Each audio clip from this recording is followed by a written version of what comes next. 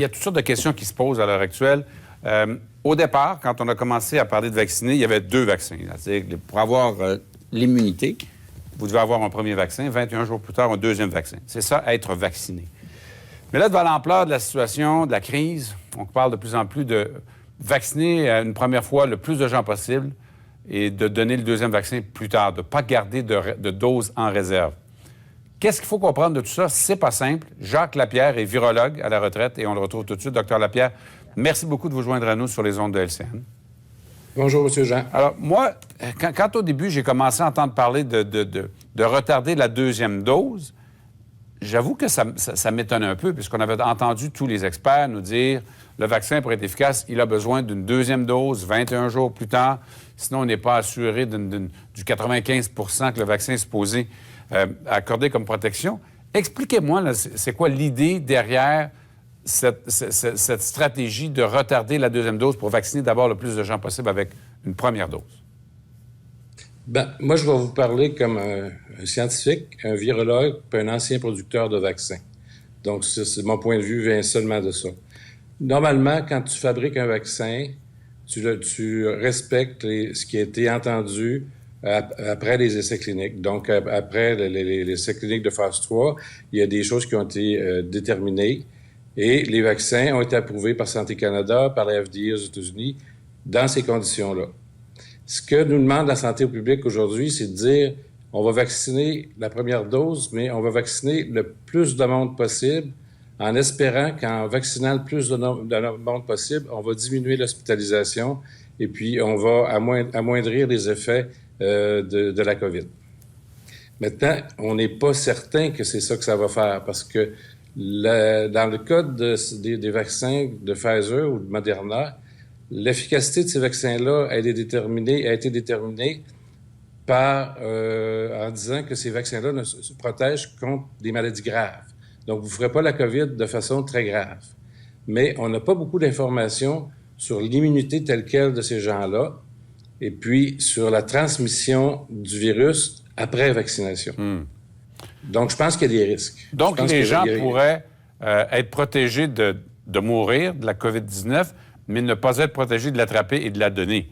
Donc, l'effet, si je comprends bien, l'effet voulu, c'est-à-dire de couper les jambes de la COVID en vaccinant le plus grand nombre possible de gens tout de suite au départ pour enlever de l'air à la pandémie, pourrait ne pas être atteint.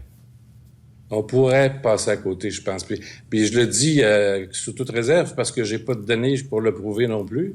Puis les gens qui font de l'extrapolation en disant, avec d'autres vaccins, on a retardé la deuxième dose, puis on n'a jamais eu de problème. Il y a une autre difficulté, c'est que les vaccins COVID actuels, c'est des vaccins à RNA messager, et puis c'est des nouvelles technologies, donc on n'a pas d'expérience avec ce type de vaccin-là. Donc on fait des extrapolations, mais sur d'autres technologies qu'on connaît mieux, avec lesquelles on a plus d'expérience. Alors, si je comprends bien, par désespoir, vu l'ampleur de la situation, on joue un peu aux apprentis sorciers, là.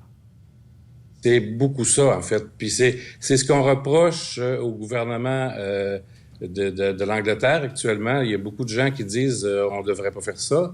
La FDA aux États-Unis dit non, on ne peut pas faire ça. La FDA, ce qu'elle dit, c'est qu'avec le vaccin Pfizer, on devrait respecter le délai de 21 jours et à la limite, on pourrait autoriser une autre semaine puis aller à 28 jours. Puis dans le cas de Moderna, ils disent 28 jours, puis il n'y a pas de délai supplémentaire qui actuellement est accepté par ces gens-là. Donc, si je décide de faire une action avec un vaccin, je dois toujours m'assurer que cette action-là est couverte par les essais cliniques ou au moins discuter avec les cliniciens de l'entreprise qui a fabriqué le vaccin ou qui ont fait des essais cliniques pour essayer d'établir quel impact ça peut avoir. Alors, si je comprends bien, on improvise parce qu'on est devant une situation qui devient extrêmement grave. Mon autre question, c'est si on retarde le deuxième vaccin, est-ce que ça affecte l'efficacité totale au bout du processus? C'est-à-dire que si on donne le deuxième vaccin plus tard que ce qu'on devait donner, est-ce qu'on a la même protection? On ne sait pas.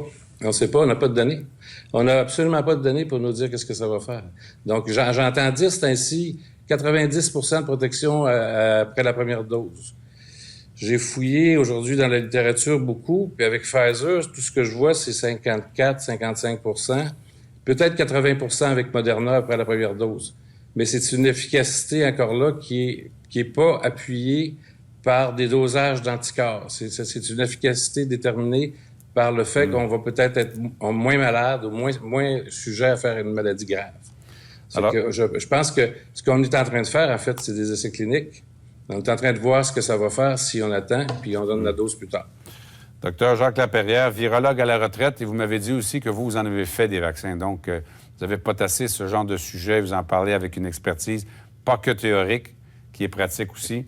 Merci beaucoup, Dr. Lapierre. J'ai fait du vaccin influenza pendant 30 ans. Bonne soirée. J'ai compris. Merci beaucoup, docteur. Bonjour.